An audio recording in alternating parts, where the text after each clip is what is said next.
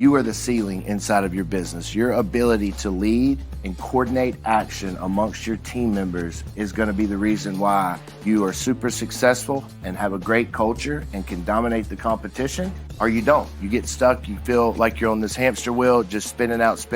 A different way of managing our team, because most of the time, the way we manage ourselves and those conversations we have with ourselves, like, come on, Ren, you're a sorry piece of shit. Get out there and close that deal. Quit being lazy. Like, what do you mean you're not working Sunday? That's the internal conversations I have.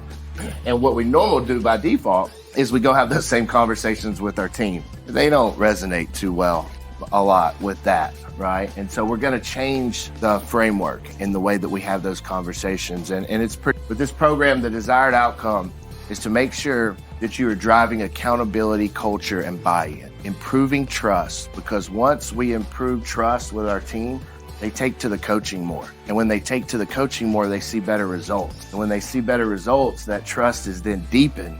And then they take to the coaching and they get better results. And it's just this flywheel effect that begins to basically spin faster and faster and faster and faster. So it's really good.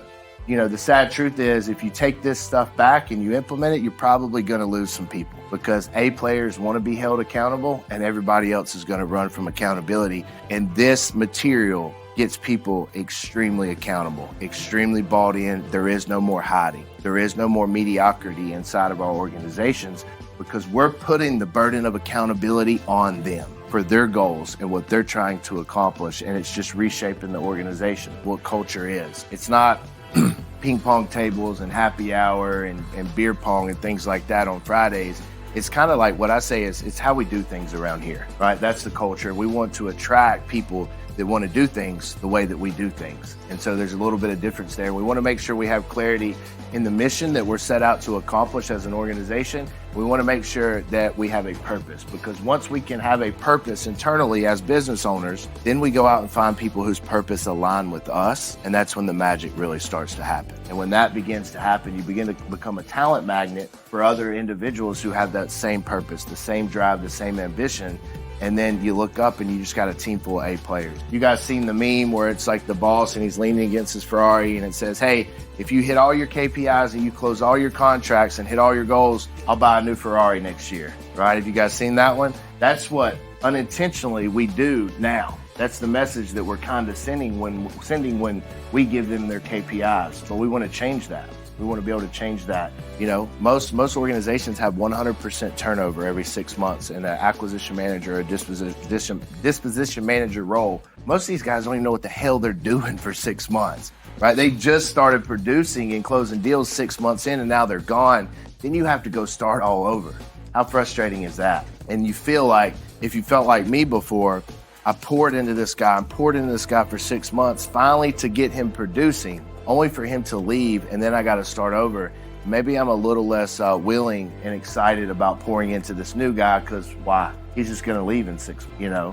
But we have to look in the mirror and say, that's my fault. That's my fault. I haven't structured my company and my organization in a way where they can get in quickly and begin to produce for themselves and for their family and feel good about the things that they're doing inside of the company. I'm trying to hire a videographer, and I have put an ad out, you know, pretty crappy ad probably, offering $50,000 for a full-time videographer to come inside of my company. And I couldn't hire one. Interviewed dozens of people, right? All just wasn't who I wanted.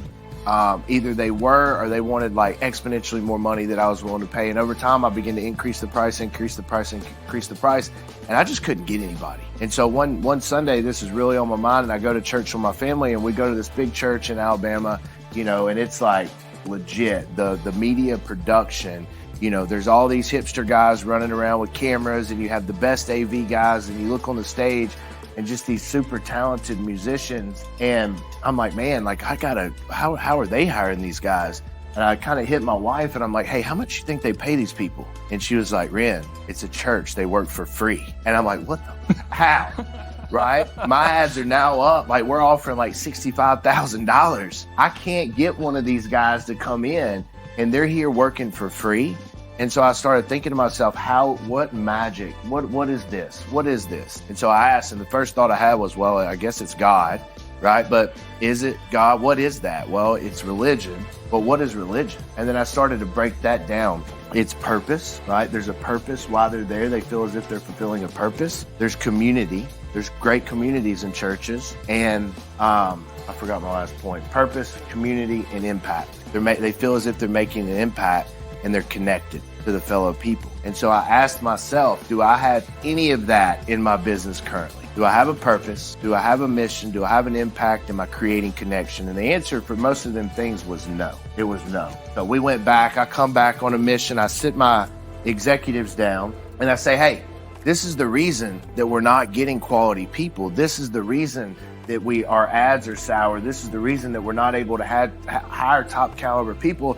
And they're like, it's not. And I'm like, but wait a minute. Then how does the church have people working, showing up every day on their off day, on a Sunday, and working 10-hour days with 4 different services? And I think at that point, the light bulb went off in their head. So we rewrote everything. We rewrote our core values. We rewrote our mission, our purpose. It changed from dominate the competition and be the biggest wholesaling industry in our company in the industry to improve lives, elevate communities, improve lives, and challenge the standard. And then we got some narrative behind that. We began to craft specifically what that meant, and it changed the game. And inside of our company, we really made a big effort to make an impact, to create connection, and to provide purpose for everyone that was there. And for a long time inside of that company, we had an amazing culture, and we were able to attract, train, and retain some brilliant people that before we would have never had a shot at getting. And sometimes they even came to work for less money than they were currently getting at their prior job because they wanted what we had. He would show up on the huddle with us with a shield and a sword. He was a warrior. Like, we created an identity inside of our company. I don't call anybody by name. I call us a good morning warrior, right? So we're creating that identity. It's the same reason that people join gangs. Think of the fundamental elements of why people join a gang and will literally go shoot somebody and kill somebody and risk their entire life because they feel like they belong. They feel like they have an identity, and they'll do anything to maintain and keep that identity and be included inside of that group of people. How do you create that? Because that is loyalty. Do you think a gang member, and we don't want to go out and create gangs inside of our company, but is a gang member loyal to that color that he represents? Hell yeah, we can do. And so all they're using is principles of psychology in order to do that. Now, unfortunately, they're doing it for bad, but we can do it for good. So I was reading a book, The Dark Art of Manipulation, and they said the difference between manipulation and persuasion is manipulation is used for bad deeds. Persuasion is used for good, for the better. Like if we persuade a seller to sign a contract when they're about to go into pre-foreclosure, when they're going into foreclosure and they're losing their house at auction, that's a good thing. If we manipulate them in selling their house, right, and they are in a perfect situation, that could be a bad thing. So how do we persuade people to buy into our culture so we can create good inside of the organization? And the more that you create good, the more that they feel like they're having an impact and a purpose, the more that they buy in, the more that they become ambassadors and go out and recruit others in.